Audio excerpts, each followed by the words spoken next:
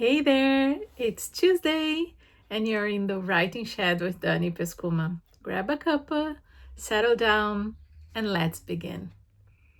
So, there is a trunk in my shed. It sits on a shelf, not far from where I'm recording this right now. It's covered in roses and butterflies and French script. It's beautiful and just a little bit worn at the edges because I've had it for a long time. But inside it, I keep some things that I consider some of my most precious possessions in the world. Letters. Letters, notes, cards, letters from my mother, from my father, from my sisters, from my husband, even before we were husband and wife, and I was still living in Brazil, and my husband still lived here in Wales. Letters from friends who are no longer close, and from friends who still are.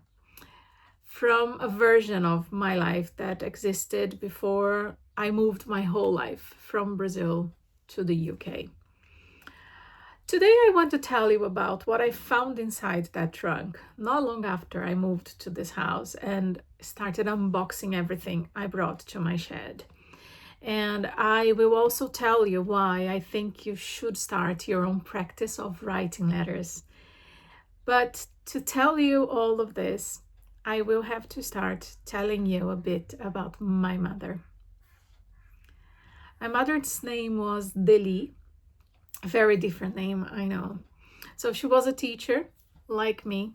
Her handwriting was beautiful. I think I take after her on that as well.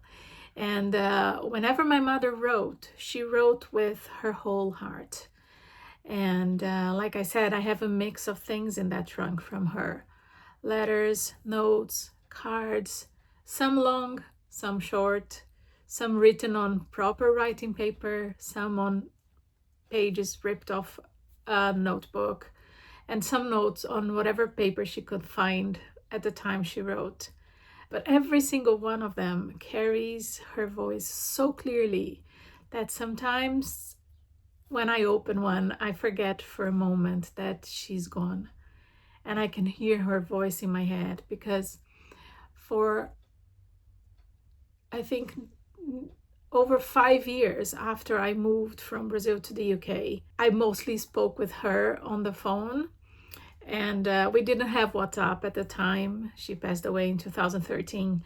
And we were just starting to use an app called Viber, and which is an app we could use for video calls, but it was just at the beginning and my mom wasn't very keen on using that. But I am so grateful that the last time we spoke before she died was with a video call, and I still have the image of her that I saw when she did like this and she said, "Look, I've just been to cut my hair," and it was so cute. So, but anyway, like I was saying, every time I open one of her letters or notes or cards that she sent to me, I forget for a moment that she's gone. And I think that's what letters do. They preserve a voice. They keep a person alive on the page long after they've left the room or they've left our lives. And now when I read her letters, what I feel most is gratitude that she wrote them. Gratitude that I kept them, that I haven't lost them. Gratitude that I can still, on the days when I miss her most, open that beautiful trunk and kind of hear her. And underneath that gratitude, I have hope, that quiet, unshakable hope that one day somewhere we will meet again. I truly believe that. And I know it's weird to say that, but I can't wait for that day because I miss her so much. And I wonder if you have something like this, like a letter kept in a drawer, a card you couldn't bring yourself to throw away, a note in handwriting that you would recognize anywhere. Or maybe you don't. Maybe nobody ever wrote to you in that way. But either way, stay with me because this episode is for you too. That's what I mean. So my mom died suddenly 13 years ago now in February. And when she died, I wasn't there. She died in Brazil. I was already living here in Wales, in the UK. And I found out quite early on the day, but because I would only get there the next morning, I wouldn't make it for the funeral because her funeral happened on the same day she died. So by the time I landed, and there was a misbooking of a internal flight in Brazil, and which delayed me even more to getting to my hometown. But by the time I got there, she was already gone from the earth and into the earth, if I can say that. So on the day I traveled alone because my husband couldn't come with me, something to do with work, I think. And somewhere between my house and Heathrow Airport, I was raw with pain. I felt like the ground had disappeared from underneath me, and I had no one next to me, nowhere to put everything I was feeling, and no one to talk to. So I just picked up a pen and a notebook I had in my bag, and I wrote a letter to her. And I'm not sure exactly what made me do it. I think I just really, really needed to talk to her. And I was so sad and, in a way, so angry. How dare you just die on me like that? And all the feelings that immediate grief and the shock brings to us. And because I couldn't talk to her the way I always had, like on the phone and every week, and hear her voice on the other end of the line, I did the only thing that I could think of that made me feel close to her. So I wrote letters to her. And from the moment I put the date on the page and I said, "Dear Mother," something happened, I think. And not a miracle, a kind of release, let's say, like that, like a pressure valve opening very, very slowly, because I was able to let go a little bit of the sadness and of the shock that I was feeling. I knew, of course, that the words in my letter wouldn't bring her back, but they gave me somewhere to put her. They gave my grief a shape in form of words. However painful it was for me to put those words down, it was something I still could hold, as if I was holding her hand. Since then, I have written to her many times, and I still thought her for a long time. Mother's Day cards, birthday cards, and every little thing that I saw and I thought my mom would like that, I would buy and I would put inside this trunk. And so I've written to her many times since. And those letters, the ones I wrote to her after she died, the notebook with the letters, are also in that trunk. So 2 voices, my mom's and mine, in one trunk. It kind of gives the idea of a conversation that never really ends, because whenever I feel like writing to her, I go back to that notebook and I write her another letter. So it will be whenever something interesting happens, or whenever I'm sad about something, or whenever I have got news, and she always knows because I write to her. So maybe you've lost someone too that you loved, that you love, a mother, a father, a sibling, a friend, a person who knew you in a way no one else did. Or maybe the person you need to write to is still here, but there are things between you that have never been said. Maybe words that got lost somewhere between what you felt and what you found the courage to say. Either way, I want to ask you something. What would you write if you knew no one would ever read? Think about it.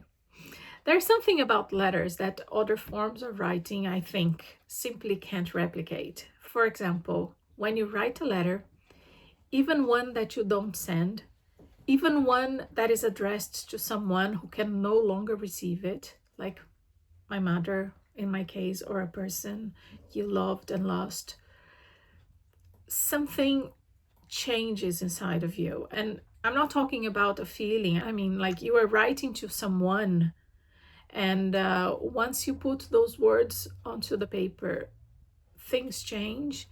It makes the writing so intimate, specific, real. You're not writing about a feeling you have. You are writing to a person you know, or maybe you don't even know. So what happens is you stop performing, you stop editing, you stop asking yourself whether whatever you're writing is good enough, because it's not for an audience, it's for one person only. And that one person, whether they're living or gone, whether they will ever read the words or not, that person already knows you. And that's why I think that letters can unlock something that nothing else does. And that's why in the Writing Shed Club, letters are one of our most beloved doorways into the page. We have a circle, a writing circle called Letters from the Shed that happens every month. And that's where we can unlock all kinds of letters to all kinds of people and situations that we can want to write about. So I want to leave you with something today. Somewhere in your life, maybe in a drawer, on a shelf, or maybe only in a memory, that are words that are waiting to be written.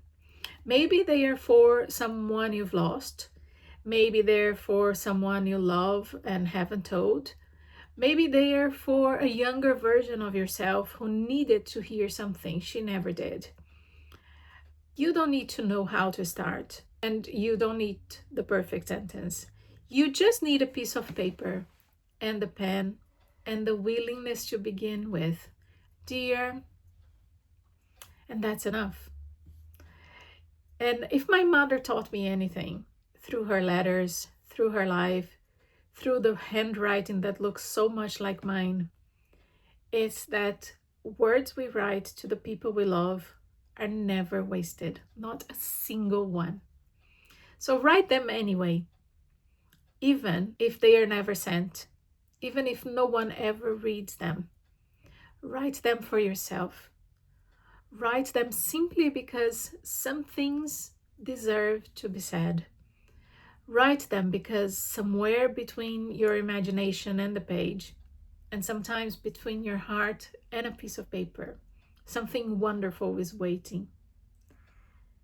And if today's episode made you want to write alongside other women who understand exactly this feeling, the longing to put words to the things that matter most, I'd love for you to come and join us inside the Writing Shed Club. Like I said, it's where the letters get written, the stories get shared, and nobody writes alone. The link is in the show notes. And that's all from the shed for today. So take whatever stayed with you, a thought, a feeling, a single line, and let it land somewhere. And if today made you want to write alongside other women who feel exactly the way you do, come and join us inside the Writing Shed Club. It's where the letters get written, the stories get shared, and nobody writes alone. The link is in the show notes. Until next time, keep writing, keep imagining, and remember, somewhere between your imagination and the page, something wonderful is waiting. I'll see you next Tuesday. Bye-bye.